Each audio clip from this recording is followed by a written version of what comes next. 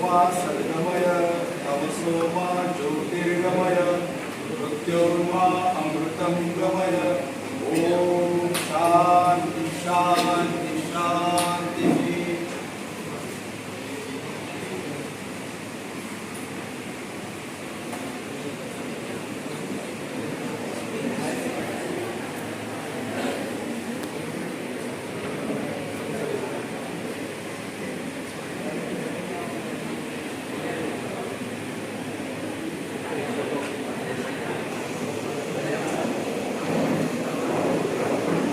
दोघांमध्ये अगदी जवळचा अविभाज्य आणि सहजीवनाचा संबंध असतो।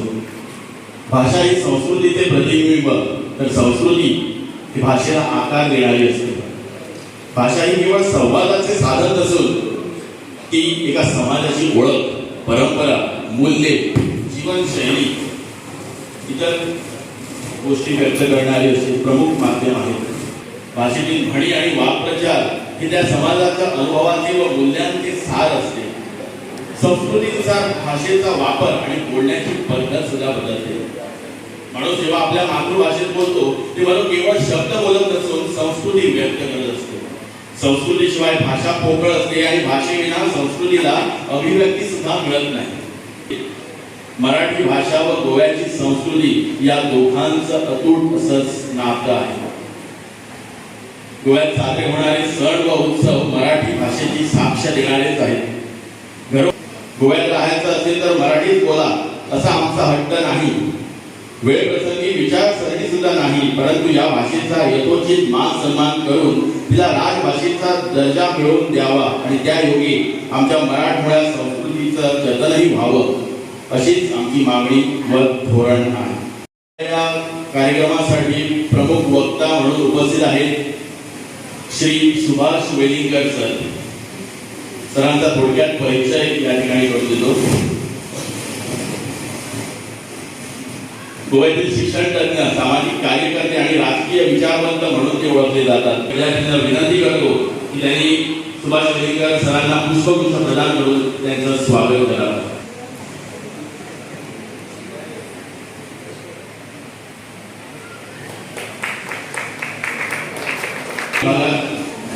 शिक्षणाची गंगा वाहून विद्यार्थ्यांचं जीवन घडवण्याचं भगीरथ कार्य करणारे आमचे हरमल पंचकोशी शिक्षण मंडळाचे अध्यक्ष माननीय श्री लक्ष्मीकांत पार्सेकर सरांचे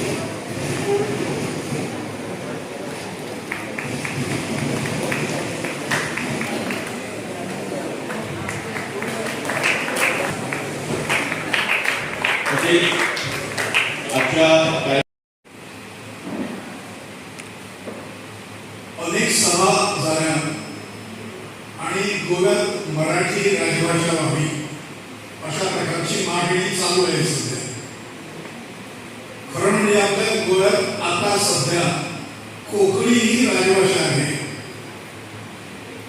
1987 साली म्हणजे 40 वर्षांपूर्वी गोव्याची राजभाषा ही केंद्रीय सरकारने वरच्या लोकांनी कोकणी राजभाषा म्हणून घोषित केलेला आहे।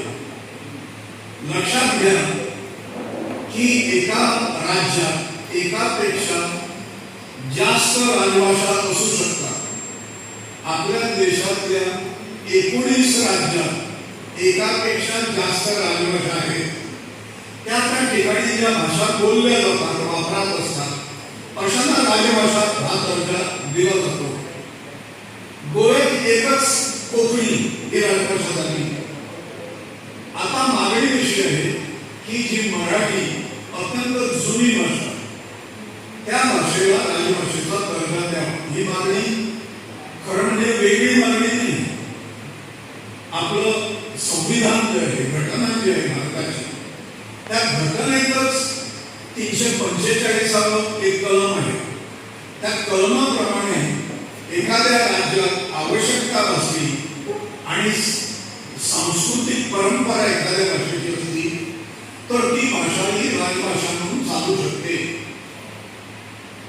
अशा प्रकारचं तरतूद ही संविधानात आहे।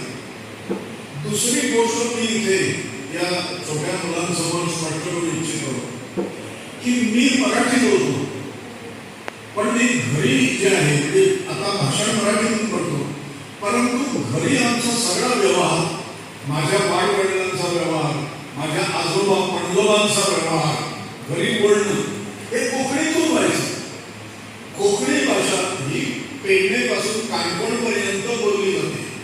वेगवेगळ्या प्रकारची भाषा आहे, कोकणीच आहे, परंतु 14 प्रकार आहेत त्याच्यात.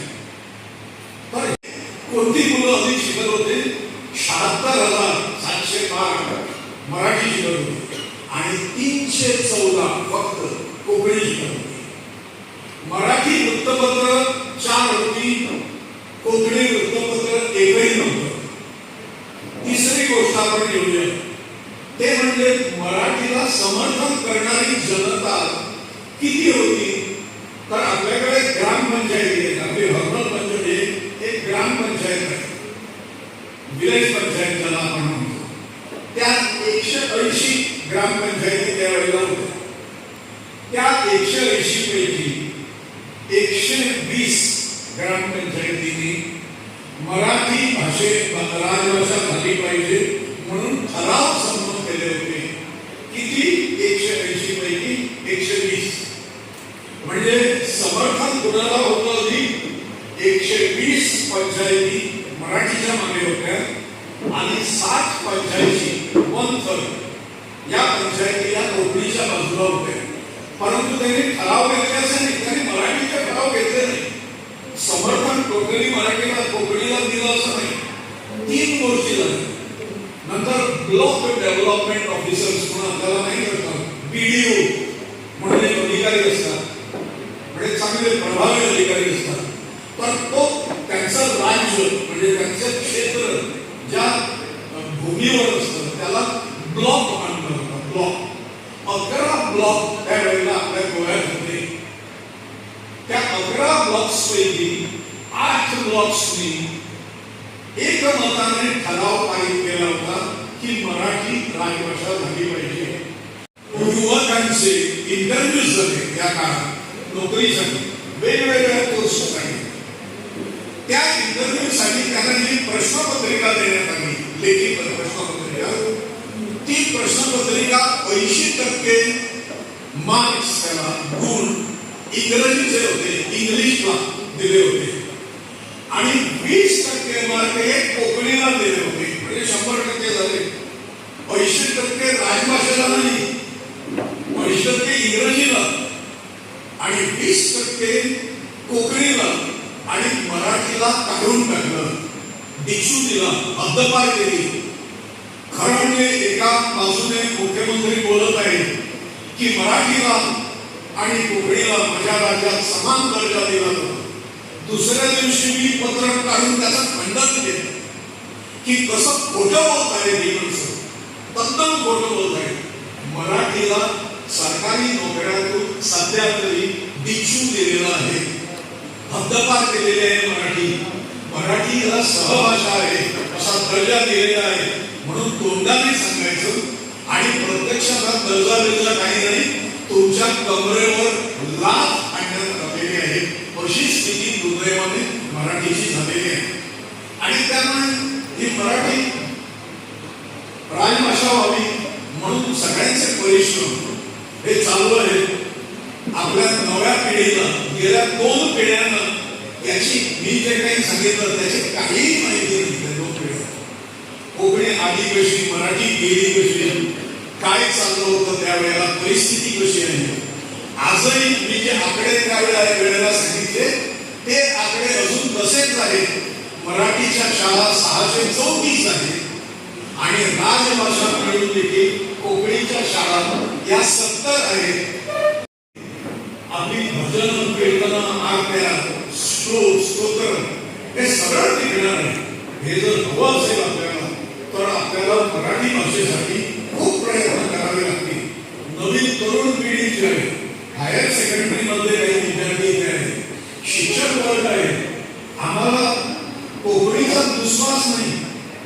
कोकणी आहेच राजभाषा, ती काढून टाकावी अशी कोणाची मागणी नाही, परंतु त्याच्यापेक्षा ती जुनी आहे. 1200 वर्ष पूर्वीची जी आहे संत परंपरा लागलेली भाषा आहे. त्या भाषेला आणि ज्याच्यात अधिक कारभार चालू आहे सगळीकडे आणि मंदिरांचा कारभार कोवनी नदींचा कारभार तर ती भाषा ही राजभाषा करावी अशा मागणीसाठी आम्ही सगळीकडे लोकांना किमान ही जागृती तरी व्हावी हे कळावं किमान म्हणून आम्ही सगळीकडे फिरत आहोत. कार्यक्रमाच्या शेवटच्या टप्प्याकडे वळण्यामध्ये नितीन फळदेसाई यांना विनंती करतो त्यांना काही सूचना द्यायच्या आहेत. आदरणीय व्यासपीठ ती म्हापसा येथे 11 तारीखला आहे म्हणजे परवा 11 तारीखला आहे आणि म्हापसा बस स्टँड आहे त्या बस स्टँडवर ही जाहीर सभा होणार आहे. Taxi stand Mapusa taxi stand. तर आपण आणि आपल्या पालक या सगळ्यांना निरोप घ्यायचा येतो की या जाहीर सभेत म्हणजे ठिकठिकाणाहून वाहनांची व्यवस्था केलेली आहे. जे जुने वाहन आहे म्हापसाची जाहीर सभा होणार आहे ती 6 तालुक्यांची होणार आहे. त्यामुळे हा पेडणे तालुका जो आहे हा त्या तालुक्यामध्ये 6 तालुक्यामध्ये येतो आहे. त्यामुळे अशा प्रकारचा प्रयत्न म्हणजे तिकडचे स्थानिक कार्यकर्ते आहेत त्यांनी बसची गाडीची व्यवस्था केली आहे. त्यामुळे आपण शक्य होत असेल तर आपण स्वतः आणि आपल्या पालकांना घेऊन ज्या ज्या ठिकाणी या बसेस उपलब्ध असतील वाहनं उपलब्ध असतील तिथून आपण या जाहीर सभेला उपस्थित राहायचं आहे. ठिकाणी उपस्थित राहिले त्यांनी राजभाषेसंबंधी विद्यार्थ्यांना जागरूक व त्यांच्यामध्ये